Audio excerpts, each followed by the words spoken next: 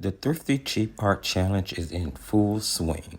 For this video, friends, I've decided to dive deep into my stash and find some other supplies that might qualify as cheap art and give them a go.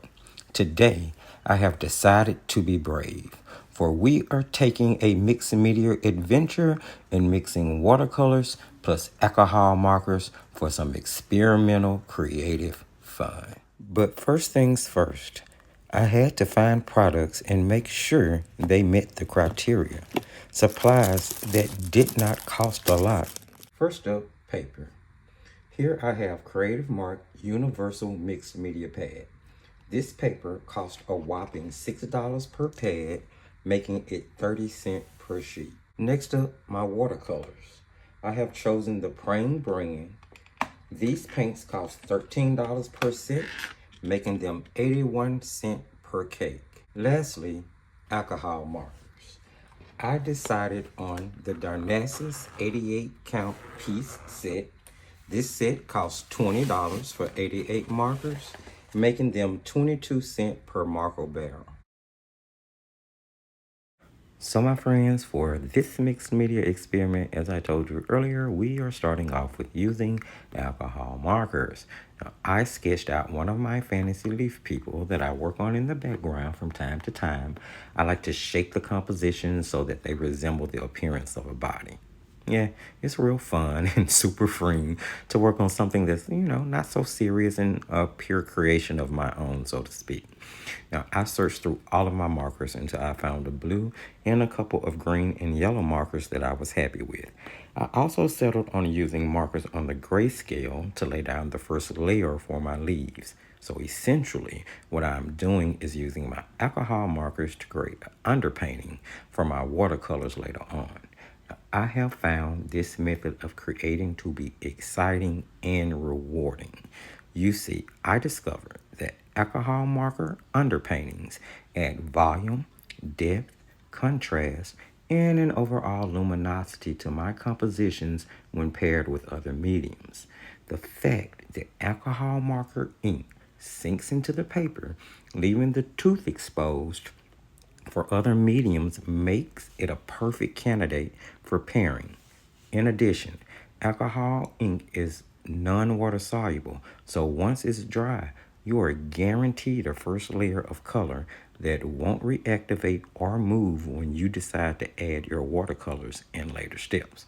Now, I know this technique will also work well with gouache, color pencils, watercolor pencils, and oil pastels, which happens to be all of the mediums that I use on a regular basis.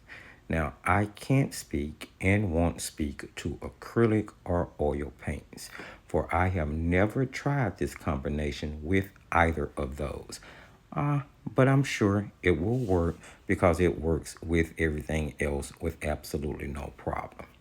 Next up, we're moving into using our watercolors.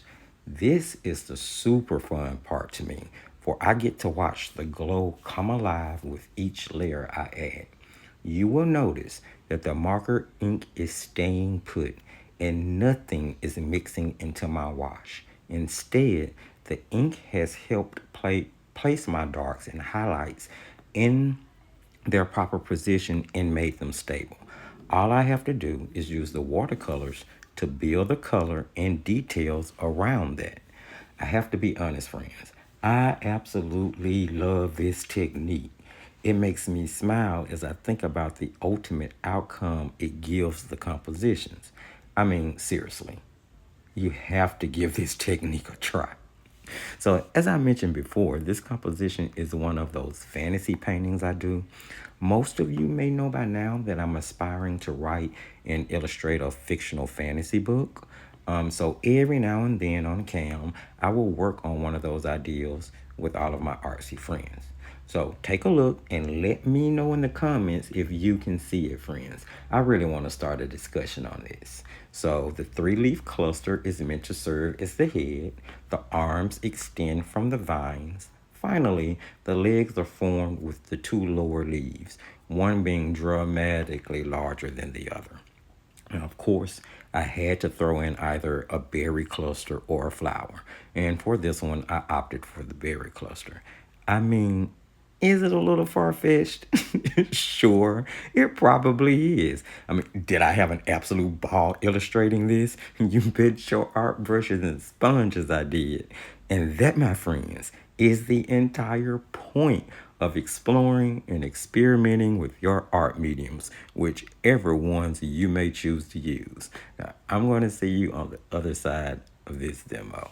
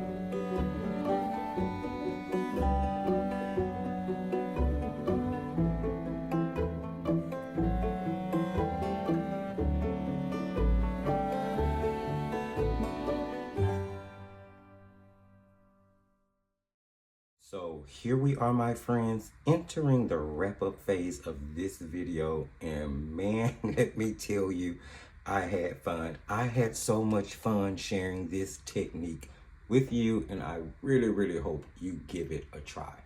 Other than starting a conversation in the comment section about whether or not you could see the leaf person here, I would also like to kind of get a conversation going about whether or not you've ever tried using alcohol marker ink as an underpainting for some of your artwork.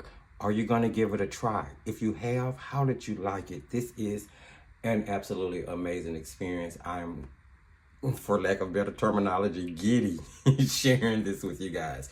So hopefully you throw away all fear, push through all reserve, grab your supplies, friends.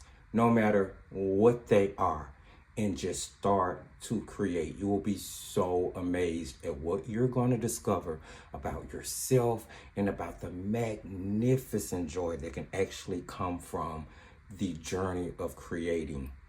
So if you enjoyed this video, don't forget to sprinkle a little love. Give the video a thumbs up. It's definitely going to help get it in front of other wonderful viewers like you. If you choose to share, I am humbly grateful, because it will also do the same thing. I've already invited you to the comment section, so please, please, please don't hesitate to leave a comment. Let me know what you think, or whether you're going to try this, or if you have. And you can also check the video description for all of the relevant links. Most importantly, my friends, if you have not hit that subscription button by now, now is the time. Hit that notification bell so you will know when we upload or when we go live. And remember, as I tell you at the end of every single video, just keep creating.